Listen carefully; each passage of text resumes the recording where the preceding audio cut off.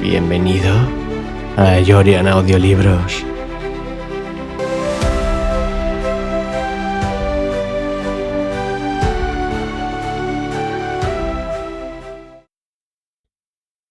Dagon, de H.P. Lovecraft.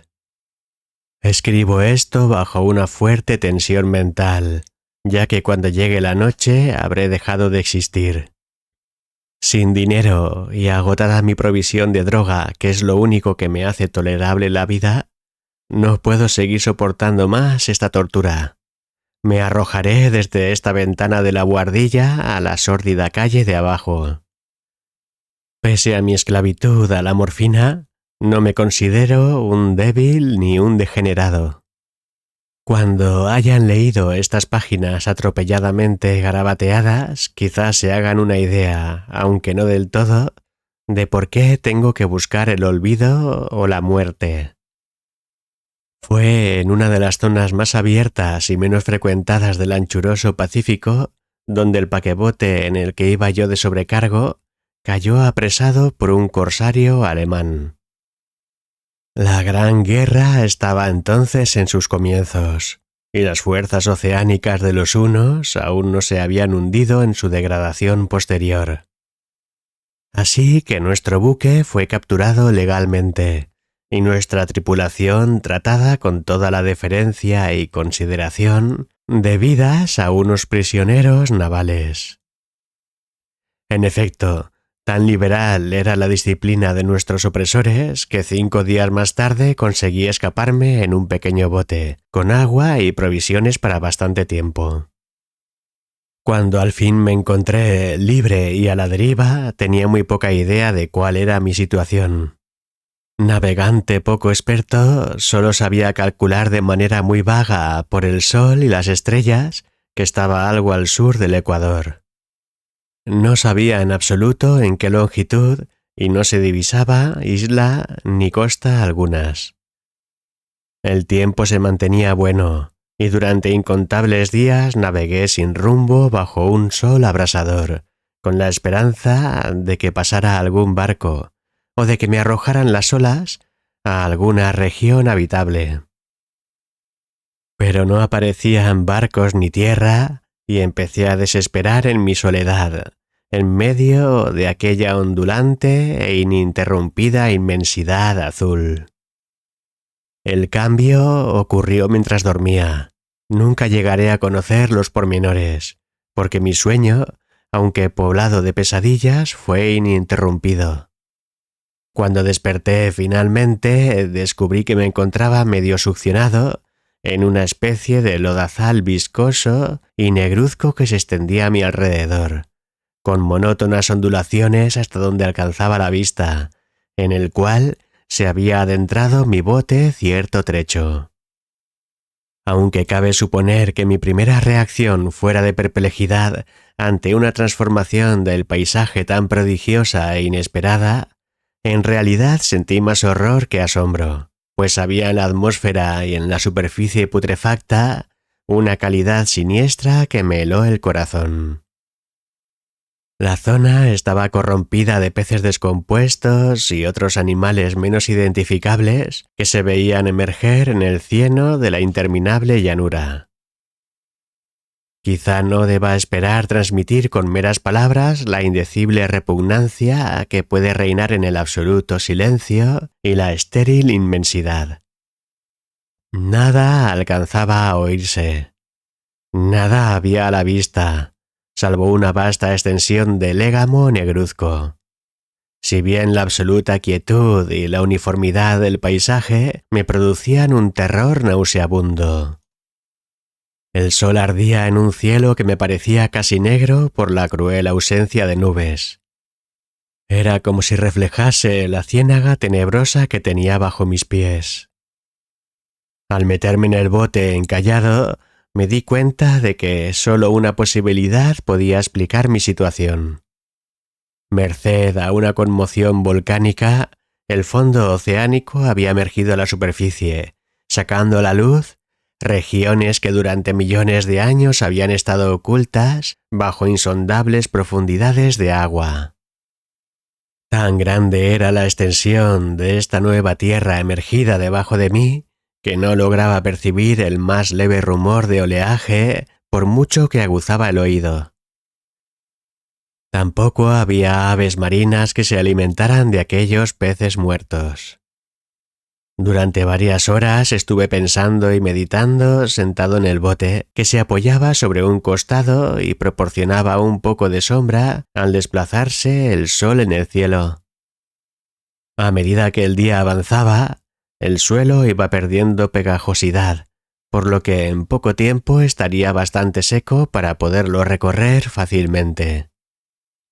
Dormí poco esa noche, y al día siguiente me preparé una provisión de agua y comida a fin de emprender la marcha en busca del desaparecido mar y de un posible rescate. A la mañana del tercer día comprobé que el suelo estaba bastante seco para andar por él con comodidad. El hedor a pescado era insoportable, pero me tenían preocupado cosas más graves para que me molestase este desagradable inconveniente y me puse en marcha hacia una meta desconocida. Durante todo el día caminé constantemente en dirección oeste, guiado por una lejana colina que descollaba por encima de las demás elevaciones del ondulado desierto.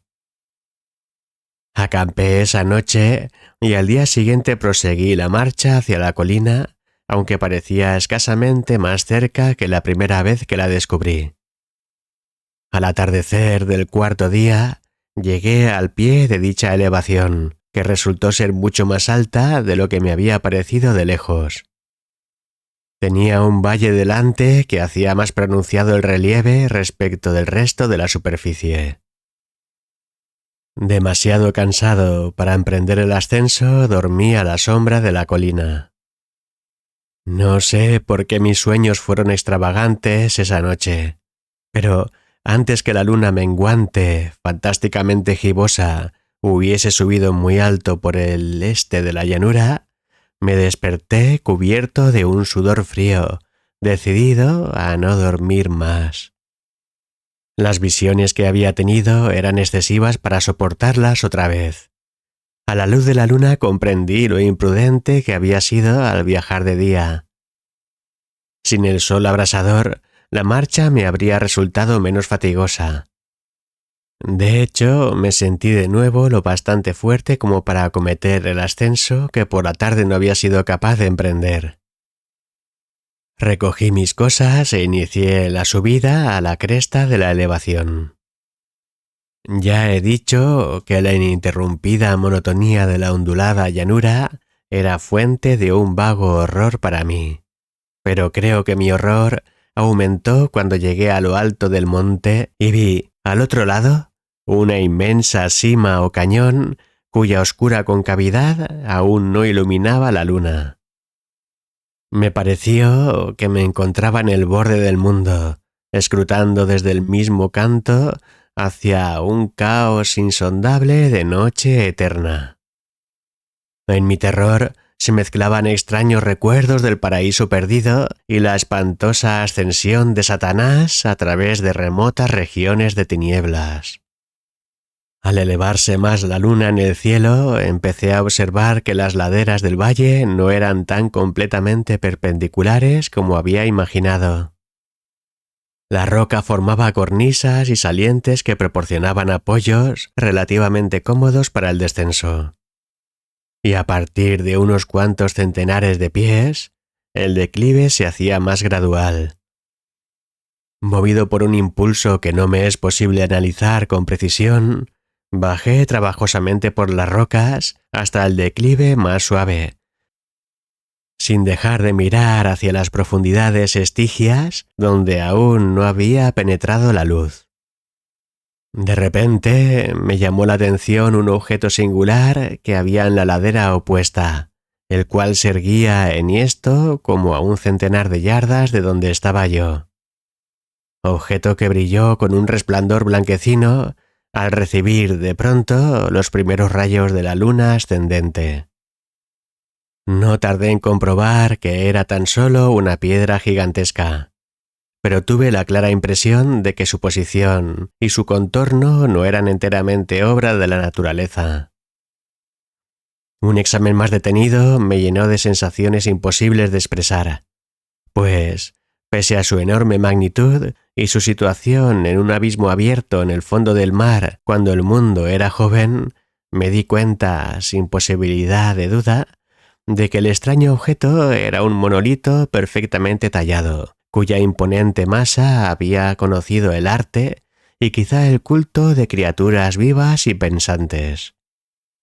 Confuso y asustado, aunque no sin cierta emoción de científico o de arqueólogo, examiné mis alrededores con atención. La luna, ahora casi en su cenit, asomaba espectral y vívida por encima de los gigantescos peldaños que rodeaban el abismo, y reveló un ancho curso de agua que discurría por el fondo formando meandros, perdiéndose en ambas direcciones y casi lamiéndome los pies donde me había detenido. Al otro lado del abismo, las pequeñas olas bañaban la base del ciclópeo monolito, en cuya superficie podía distinguir ahora inscripciones y toscos relieves.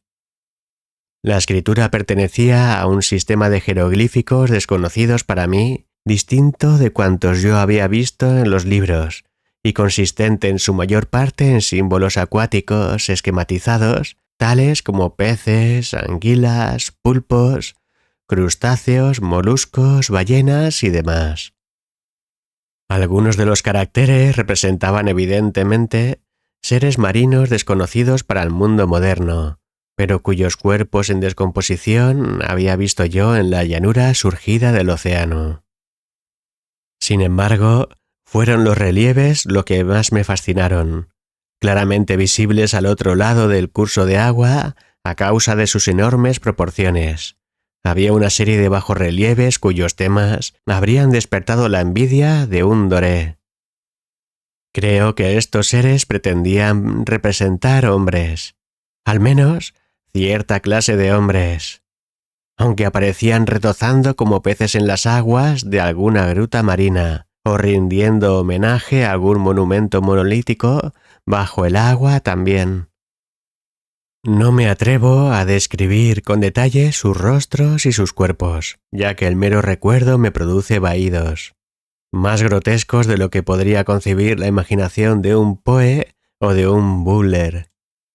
Eran detestablemente humanos en general, a pesar de sus manos y pies palmeados, sus labios espantosamente anchos y flácidos, sus ojos abultados y vidriosos, y demás rasgos de recuerdo menos agradable.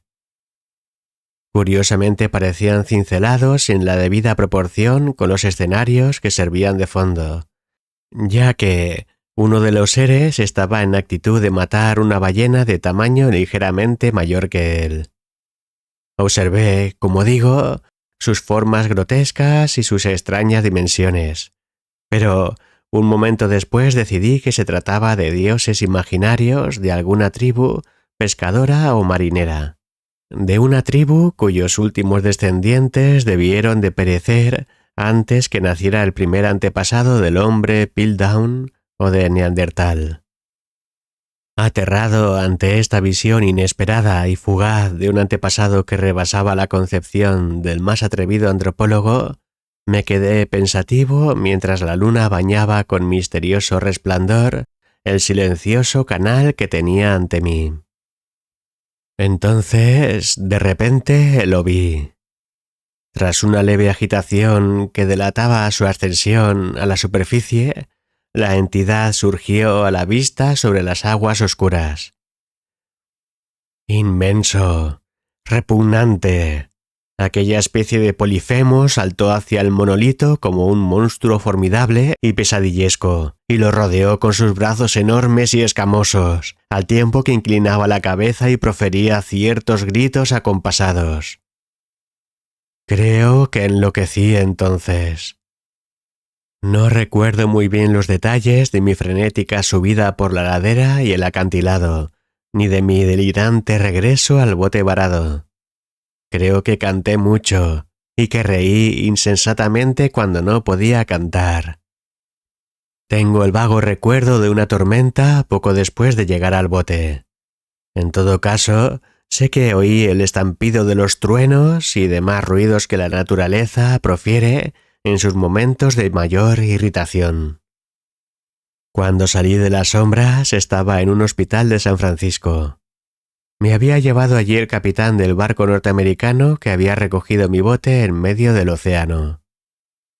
Hablé de muchas cosas en mis delirios, pero averigüé que nadie había hecho caso de las palabras.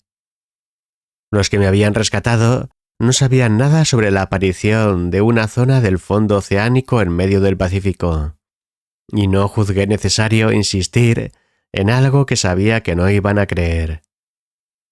Un día fui a ver a un famoso etnólogo y lo divertí haciéndole extrañas preguntas sobre la antigua leyenda filistea en torno a Dagón, el dios pez. Pero enseguida me di cuenta de que era un hombre irremediablemente convencional y dejé de preguntar. Es de noche, especialmente la luna se vuelve gibosa y menguante cuando veo a ese ser. He intentado olvidarlo con la morfina, pero la droga solo me proporciona una cesación transitoria y me ha atrapado en sus garras, convirtiéndome irremisiblemente en su esclavo. Así que voy a poner fin a todo esto, ahora que he contado lo ocurrido para información o diversión desdeñosa de mis semejantes. Muchas veces me pregunto si no será una fantasmagoría, un producto de la fiebre que sufrí en el bote a causa de la insolación cuando escapé del barco de guerra alemán. Me lo pregunto muchas veces, pero siempre se me aparece en respuesta una visión monstruosamente vívida. No puedo pensar en las profundidades del mar sin estremecerme ante las espantosas entidades que quizá en ese instante se arrastran y se agitan en su lecho fangoso, adorando a sus antiguos ídolos de piedra y esculpiendo sus propias imágenes detestables en obeliscos submarinos de mojado granito. Pienso en el día que emerjan de las olas y se lleven entre sus garras de vapor humeantes a los endebles restos de una humanidad exhausta por la guerra, en el día en que se hunda la tierra y emerja al fondo del océano en medio del universal pandemonio. Se acerca el fin. Oigo ruido en la puerta, como si forcejeara en ella un cuerpo inmenso y resbaladizo. No me encontrará. Dios mío, esa mano. La ventana. La ventana.